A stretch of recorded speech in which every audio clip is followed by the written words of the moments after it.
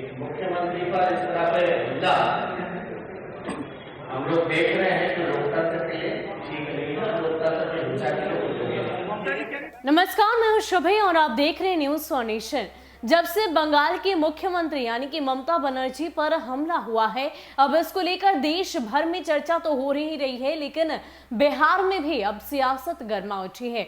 आपको बता दें कि नेता प्रतिपक्ष तेजस्वी यादव ने भी इसको लेकर कहा है कि जिस तरीके से ये मसला सामने आया है, ये एक बेहद ही गंभीर मसला है। हालांकि बीजेपी पूरी तरीके से इस बात को लेकर स्पष्टीकरण दे रही है कि उनकी तरफ से कुछ भी नहीं किया जा रहा। हालांकि ममता बनर्जी का कहना है कि ये बीजेपी के ही गुंडे थे जिन्होंने उनका ये हाल कर दिया।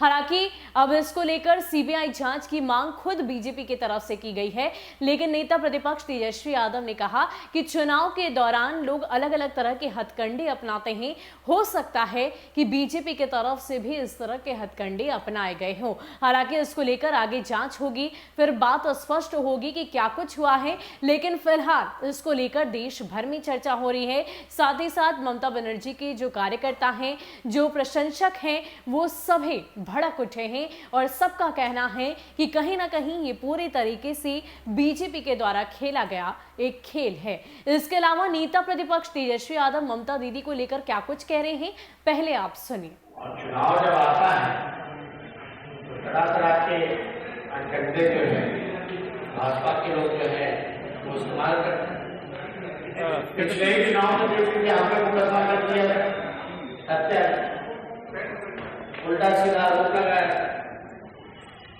अब कल की जो घटना हुई ये गंभीर मसला है और अब तो ये मामला टीएमसी जो है इलेक्शन कमीशन शिकायत करेगी, उसमें अब इलेक्शन कमीशन देखते हैं कि क्या कार्रवाई की जाती है। लेकिन एक बहुत ही गंभीर मसला है, एक मुख्यमंत्री पर इस तरह पे हमला हम लोग देख रहे हैं कि लोकतंत्र के लिए ठीक नहीं है, लोकतंत्र में हिंसा के लिए कुछ नहीं है।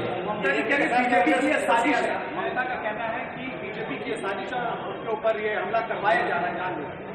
हम तो कह ही नहीं, कोई वैसे नहीं सुना। बीजेपी से चुनावी स्टंट बता रही है, सीबीआई जांच कराने की भी मांग कर दी है तेजस्वी जी। बीजेपी का भी इलेक्शन कमीशन के पास ही गया है शिकायत, इलेक्शन कमीशन पर शिकायत गया है।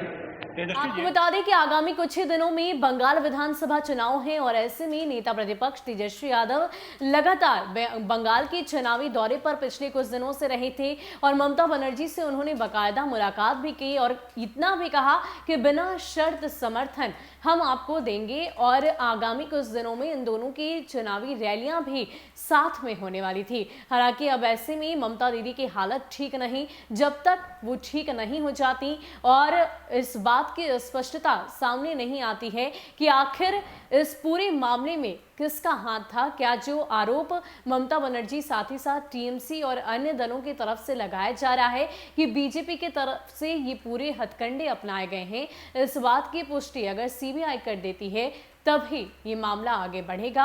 हालांकि इसको लेकर क्या कुछ होगा ये तो आने वाला वक्त ही बताएगा। फिलहाल के लिए इतना ही। ऐसे ही अपडेट्स के लिए आप हमारे साथ बने रहिए और देखते रहिए न्यूज फॉर नेशन। नमस्कार।